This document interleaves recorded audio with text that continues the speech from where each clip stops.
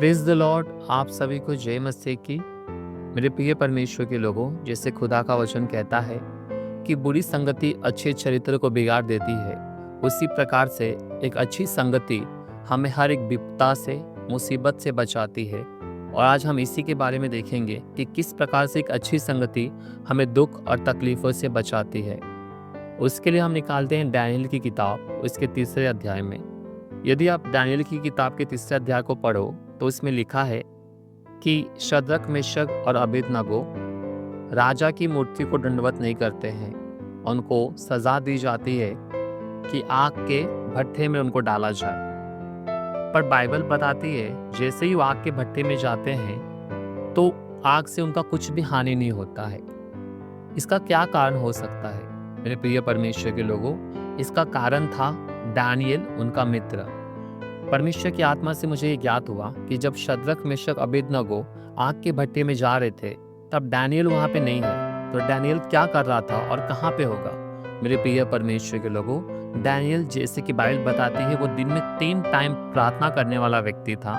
वो अपने मित्र के लिए प्रार्थना कर रहा था। जब उसे ज्ञात हुआ कि उसके मित्र आग के भट्टे में डाले जाने वाले हैं, तब उसने राजा से हेल्प नहीं मांगी, पर उसने राजाओं के राजा, सेनाओं के परमेश्वर से सहायता मांगी। अब बाइबल बताती है जब उसके मित्र आग के भट्टे में गए तो वो 3 नहीं वरन 4 हो गए।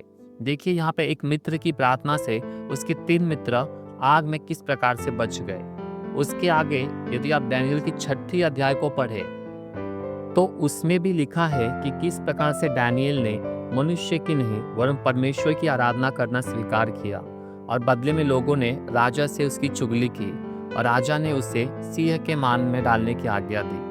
तो मेरे प्रिय परमेश्वर के लोगों, देखिए, तो यहाँ पे शद्रक, मेशक, अबेदनगो नहीं है, तो ये कहाँ पे हैं? ये लोग भी दानियेल की तरह ही जब इनको ज्ञात हुआ कि दानियेल अब सिंह के माद में जाने वाला है, तो इन्होंने भी दानियेल की तरह गुप्त में जाकर परमेश्वर से सहायता मांगी।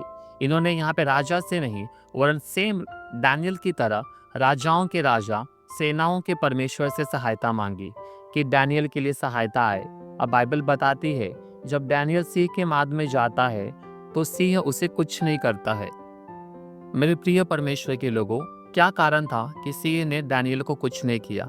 कारण यही था कि शद्रक, मेशक और अबेदनगो ने परमेश्वर से दानियेल के लिए सहायता मांगी थी। उनको पता था कि हमारा परमेश्वर यहूदा का सिंह है और बाइबल बताती है कि वो हमारे लिए लड़ता है। जब दानियेल सिंह के माद में गया, लोगों के लिए तो अकेला था, पर मेरे प्रिय परमेश्वर के लोगों, यहूदा का सिंह दानियेल के साथ उस गुफा में गया। और जब यहूदा का सिंह उस गुफा में गया तो संसार के सिंह ने उस राजाओं के राजा को देखा और वो शांत बैठ गया। इस प्रकार से दानियेल भी सिंह से बचाया गया। देखिए, जब एक मित्र मुसीबत में था तो दूसरे मित्र ने प्रार्थना की, और जब दूसरा मित्र मुसीबत में था तो बाकी मित्रों ने मिलकर उसके लिए प्रार्थना की।